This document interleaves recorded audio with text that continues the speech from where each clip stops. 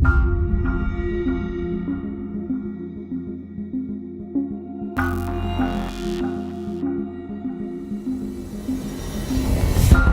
विकास ने रफ्तार पकड़ी, हटी गरीबी, आय हुई तगड़ी। भारत पर दुनिया के भरोसे में आई मजबूती, मोदी की नीतियों से अर्थव्यवस्था छू रही बुलंदी। 2014 के पहले भारत तगड़े आर्थिक संकट से जूझ रहा था, खजाना खाली था और महंगाई अपने चरम पर थी। लेकिन महज 9 सालों में प्रधानमंत्री मोदी के मजबूत इरादों और प्रभावी नीतियों ने भारत को दुनिया की 5वीं सबसे बड़ी अर्थव्यवस्था बना दिया है। ये एक दिन में नहीं हुआ है, बल्कि प्रधानमंत्री नरेंद्र मोदी की आर्थिक नीतियों का नतीजा है कि बीते 9 सालों में भारत की सकल राष्ट्रीय आय दोगुनी हो गई है। जीएसटी, टैक्स सुधार, सिंगल विंडो सिस्टम, स्टार्टअप को बढ़ावा और ईज ऑफ डूइंग बिजनेस, ये सब वो कारण हैं जिन्होंने भारत की अर्थव्यवस्था को बड़ा उछाल दिया है।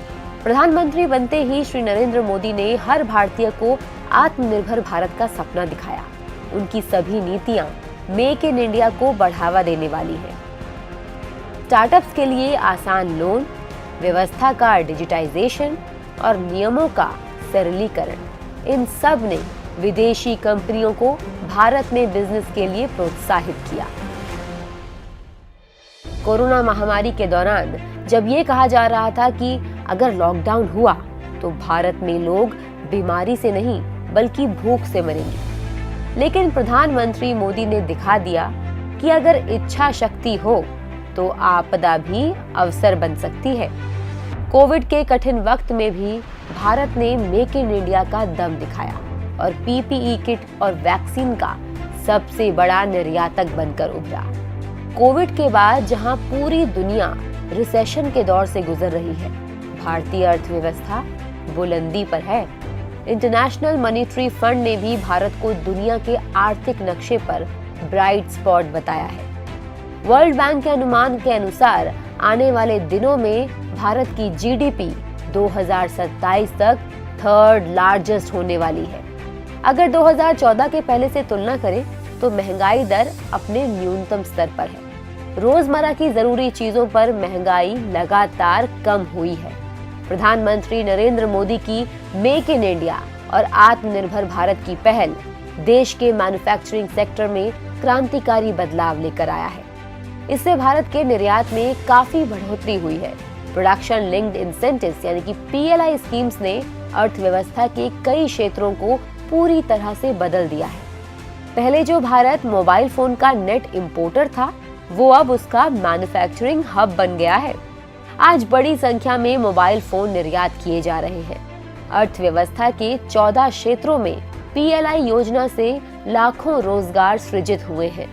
इससे भारत की अर्थव्यवस्था तेज रफ्तार से आगे बढ़ रही है। निर्माताओं को प्रोत्साहन देकर भारत के विनिर्माण को बढ़ावा देने का ये एक महत्वपूर्ण प्रयास है। भारत का डिजिटल इकोनॉमी का सपना आज हकीकत बन चुका है। आज भारत में शहर से लेकर गांव-गांव तक हर कोई यूपीआई का उपयोग कर रहा है। कैशलेस ट्रांजैक्शंस न केवल ईज ऑफ लिविंग के लिए बेहतर है, बल्कि ये अर्थव्यवस्था में फॉर्मलाइजेशन का दायरा भी बढ़ाता है। भारत आज दुनिया में सबसे ज्यादा डिजिटल लेन देन करने वाला देश बन गया है।